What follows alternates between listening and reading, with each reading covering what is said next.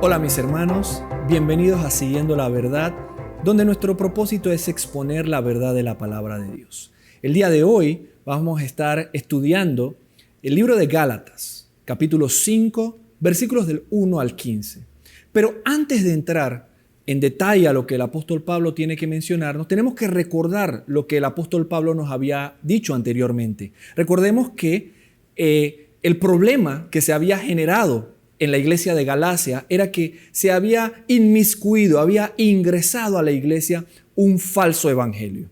Entonces el apóstol Pablo lo primero que deja tajante como una verdad es que solo existe un evangelio. Y ese evangelio es centrado en Jesucristo. Y es un evangelio que tiene características. Y dentro de las características más sobresalientes que menciona el apóstol Pablo está de que transforma vidas. Y es, como segunda característica se menciona que es un evangelio que te impulsa a predicar esa verdad que ese evangelio menciona. Ese es el verdadero evangelio. Sin embargo, el apóstol Pablo también revela las características de este falso evangelio. Y dentro de las características del falso evangelio que ha ingresado y de los falsos evangelios que entran a la iglesia está de que causa división, de que produce una ruptura en el cuerpo. Leamos Gálatas capítulo 3, versículos del 1 al 3. Dice así: Oh Gálatas insensatos, ¿quién os fascinó para no obedecer a la verdad? A vosotros ante cuyos ojos Jesucristo fue ya presentado claramente entre vosotros como crucificado. Esto solo quiero saber de vosotros. ¿Recibisteis el Espíritu por las obras de la ley o por el oír con fe? ¿Tan necios sois, habiendo comenzado por el Espíritu, ahora vais a acabar por la carne? Nótese que una de las características del falso evangelio es que echa para atrás al creyente, no le permite avanzar, no le permite crecer, hace que el creyente se mantenga estancado. Entonces, el apóstol Pablo ahora va a hablar en este capítulo 5 de 3 puntos importantes que él quiere dejar claro ya una vez se ha aclarado el evangelio en el cual la iglesia debe estar centrada, que es el evangelio de la gracia. Y lo primero que el apóstol Pablo va a mencionar es que nos va a dar instrucciones acerca de la libertad. La segunda idea es que el apóstol Pablo va a mencionar cuál es la justicia que realmente justifica. Y finalmente va a mencionar cuál es el propósito de esa libertad que se nos ha otorgado. Entonces vayamos al primer punto. El primer punto está en el versículo 1, que son instrucciones sobre qué hacer con esta libertad o cómo asimilar la idea de esta libertad para con la iglesia. Dice así Gálatas 5, versículo 1. Estad pues firmes en la libertad con que Cristo nos hizo libres y no estéis otra vez sujetos al yugo de esclavitud. Fíjese que el apóstol Pablo dice que debemos estar firmes. La palabra firme nos lleva o nos impulsa a perseverar. ¿Perseverar en qué? En la libertad con que Cristo nos hizo libres. ¿Y cuál es esa libertad? Es la pregunta. Es la libertad que nos ha liberado de la opresión del pecado. Vayamos a Romanos 6:22.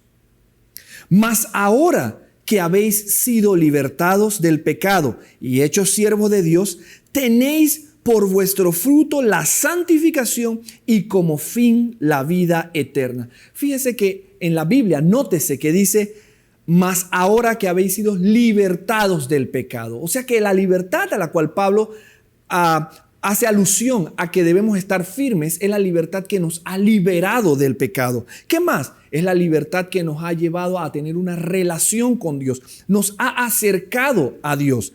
Busquemos Hebreos capítulo 10, versículo 19. Dice así: Así que, hermanos, teniendo libertad para entrar en el lugar santísimo por la sangre de Jesucristo. Mire que el versículo dice teniendo libertad para entrar a la presencia de Dios, al lugar santísimo. Quiere decir que en esa libertad es a la cual debemos permanecer constantes, perseverar. Pero también nos da una advertencia. Nos dice, no podemos estar sujetos al yugo de esclavitud. La palabra sujeto significa apresados, significa que somos posesión de ese yugo de esclavitud. Implica que estaremos echando para atrás, estaremos atrapados. Algo que nos dice la Escritura sobre el yugo de esclavitud es que ese yugo tiene un propósito. El yugo de la esclavitud del pecado, el yugo de la esclavitud de la ley, tiene el propósito de destruirnos. Busquemos Deuteronomio, capítulo 28, versículo 48. Dice así: servirás por tanto a tus enemigos que enviare Jehová contra ti, con hambre y con sed y con desnudez y con falta de todas las cosas. Y él pondrá yugo de hierro sobre tu cuello. Tu enemigo, el pecado, Satanás, pondrá yugo de hierro sobre tu cuello. ¿Hasta cuándo? Dice, hasta destruirte. Entonces, eso es lo primero que el apóstol Pablo nos hace saber sobre la libertad. Debemos permanecer firmes en ella y no movernos de ahí, no movernos al yugo de la esclavitud, el cual me hace saber que sigo siendo pecador, pero me condena. La libertad de Cristo hace algo diferente. Yo sé que soy pecador, pero sé que Cristo me hizo libre de ese pecado. ¿Qué es la segunda idea que Pablo quiere mostrarnos en esta porción de Gálatas 5 del 1 al 15? Bueno, la segunda idea es que Pablo nos va a hablar ahora realmente sobre la justicia que verdaderamente justifica. Busquemos el versículo 4 y 5. Dice así, Gálatas 5, versículo 4 al 5. De Cristo os desligasteis, los que por la ley os justificáis. De la gracia habéis caído. Pues nosotros por el Espíritu aguardamos por fe la esperanza de justicia. Pablo le está comunicando a la iglesia una verdad. Le está diciendo, aquellos que creen que la salvación se da por guardar la ley, como si nosotros pudiéramos ganarla, ¿sabes qué? Te has desligado de Cristo. ¿Qué significa esa palabra desligado? Bueno, la palabra desligado apunta a que hacemos a Cristo y a su obra inútil, sin efecto. Quiere decir que si yo, como creyente, en algún momento me desvío y empiezo a tratar de obtener la salvación por mis obras, lo que estoy haciendo es que estoy considerando a Cristo y su obra en la cruz del Calvario como inútil, como que no tiene efecto. ¿Y saben por qué?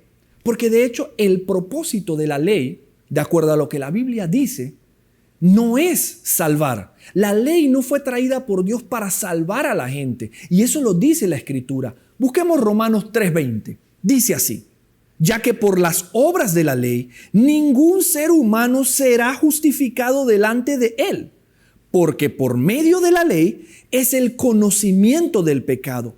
El versículo 20 nos está diciendo, el propósito de la ley es que nosotros conociéramos que somos pecadores y no salvarnos. Algo más que nos dice el apóstol Pablo sobre esta verdad es que la esperanza de la iglesia es la esperanza de la justicia de Dios.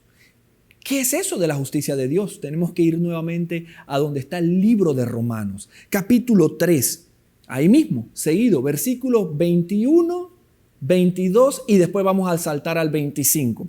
Dice así, pero ahora, aparte de la ley, mire que dice, aparte de la ley, se ha manifestado la justicia de Dios. ¿Cuál es esa justicia?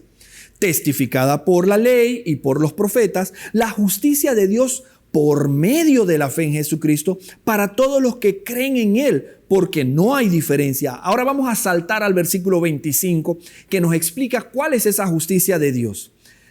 A quien Dios puso como propiciación por medio de la fe en su sangre para manifestar su justicia. ¿Cuál es esa justicia? A causa de haber pasado por alto en su paciencia los pecados pasados. La justicia a la cual se refiere el apóstol Pablo, que es la justicia que verdaderamente nos justifica delante de Dios, es a través de la fe de Cristo haber pasado por alto nuestros pecados presentes, pasados y futuros. Esa es la verdadera justicia a la cual debemos apuntar. Esa es la verdadera esperanza. Tenemos esperanza en eso y no en mí, no en mis obras. Por último, vamos a mencionar cuál es el propósito de esa libertad que se nos ha otorgado. ¿Por qué? Porque muchos dicen, ustedes ahora tienen la libertad y para hacer lo que les dé la gana. No. Pero esa libertad tiene un propósito. Y en el versículo 13 al 15, el apóstol Pablo quiere mencionar cuál es el propósito de esa libertad. Gálatas 5, del 13 al 15 dice así: porque vosotros, hermanos, a libertad fuisteis llamados, solamente que no uséis la libertad como ocasión para la carne, sino servíos por amor los unos a los otros, porque toda la ley en esta sola palabra se cumple: amarás a tu prójimo como a ti mismo. Pero si os mordéis y os coméis unos a otros, mirad que también no os consumáis unos a otros. Hemos sido llamados a libertad. Somos libres. Gloria a Dios por eso. Pero esa libertad tiene un propósito. Y el propósito es servir a la iglesia por amor. Si hacemos eso, estaremos edificando la iglesia. Tal y como lo hicieron en Hechos, la primera iglesia.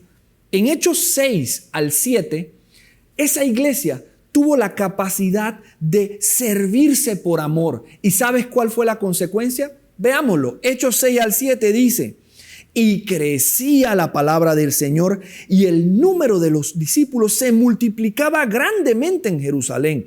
También muchos de los sacerdotes obedecían a la fe. El servicio por amor, gracias a esta libertad, va a producir que la palabra crezca, que los discípulos se multipliquen. Lo contrario, si no nos servimos, si usamos esa libertad para darle ocasión a la carne, va a ser todo lo contrario. Va a hacer que la palabra mengüe y va a hacer que los discípulos se dividan. Entonces, mis hermanos, concluyamos. Hay 3 cosas que el apóstol Pablo ha mencionado en esta porción. Primeramente, que debemos permanecer firmes en la libertad que hemos recibido por parte de Cristo, gracias a que Él nos dio la capacidad de creer en su obra en la cruz del Calvario. Hemos sido liberados del pecado, de su esclavitud, y hemos sido libertados para tener una relación con Dios. Lo segundo es que la justicia que verdaderamente justifica es gracias a que por haber creído en Cristo Jesús, Dios ha pasado nuestros pecados por alto. No se trata de mi propia justicia, donde yo creo que soy salvo o no lo soy. Y por último, esa libertad que Dios nos ha otorgado tiene un propósito. Y el propósito es servir a la iglesia para que el evangelio pueda progresar y pueda prosperar. Mis hermanos, les agradezco por su tiempo. Los invito a que puedan ser libres en Cristo, de servir al Señor para poder traer frutos para el evangelio. Dios te bendiga, que pases un feliz día.